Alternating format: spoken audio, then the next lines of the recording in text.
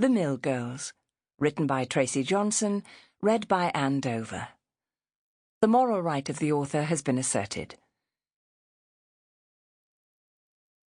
Introduction. Being able to have the chance to meet and write about 4 women's lives in the mill was not only an honour, but also a joy. For someone who was born and bred in the small market town of Clitheroe, which quite possibly is one of the most northerly of the Lancashire cotton towns, the nature of the book struck a familiar and personal chord. By the time I was growing up, sadly, the cotton trade was well in its demise, and from the 15 mills once trading successfully, there was only one left. The other mills still present around the town were now being used as car showrooms, light engineering works, and supermarkets, with no trace of cotton in the air. Funnily enough, the one surviving mill in the town, Holmes Mill, owned by weaving company James Thornber Limited, was quite a presence in my life for many years, as it stood tall across the road from my primary school, St. James. Like every child, we were taught in school about the cotton mills, so you can imagine our excitement when we got the chance to step across the road into a real-life one. As my teacher led the class of eager 8-year-olds around the mill, in pairs and holding hands, it was all going swimmingly, until suddenly a big door slammed shut right in the path of me and a couple of others. I can't speak for the others, but I know in my child's mind I thought we'd been trapped forever in this big, noisy, and now scary place. We hadn't, of course, and I think just seconds later it was reopened by our alarmed teacher. I don't think I've ever been so terrified in my life, and I'm sure our screams of terror were so loud we probably drowned out the noise from the weaving shed. The mill also had a personal connection for me. My grandma, Greta Johnson, had worked there as a weaver. Born Greta Speak in 1919 in Clitheroe, once she had left what is now called Ribblesdale High School at 14, she was employed at Holmes Mill. She looked after 5 looms, but 20 years later had to give up the mill due to ill health.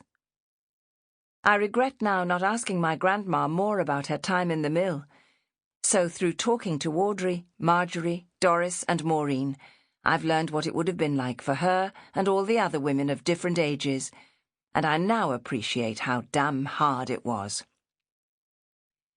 What has become apparent through speaking to the 4 women is that each one has a different interpretation of the mill.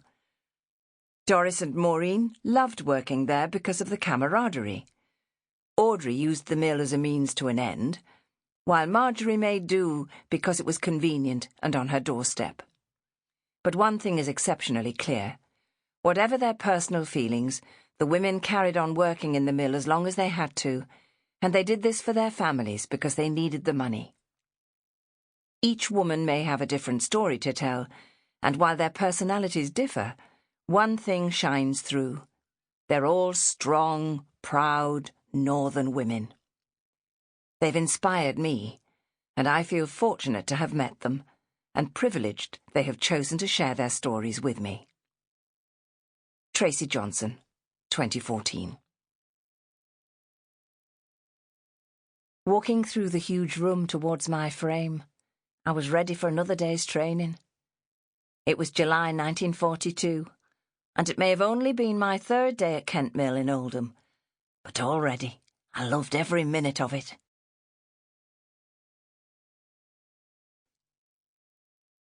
Part 1. Doris Porter.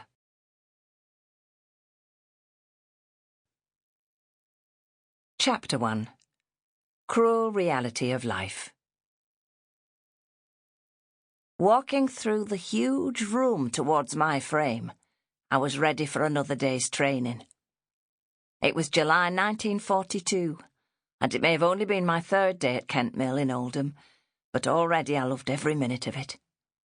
It was hard work taking everything in and standing all day long, but even at this early stage I knew I'd made the right choice in coming into the mill. I understood Mother's concerns, but the dust in the air wasn't that bad, so I was sure my chest would be fine, and I knew she was just being a usual caring self. Yes, I reckoned I was going to enjoy it in here, and so far everyone had... Sample complete. Ready to continue?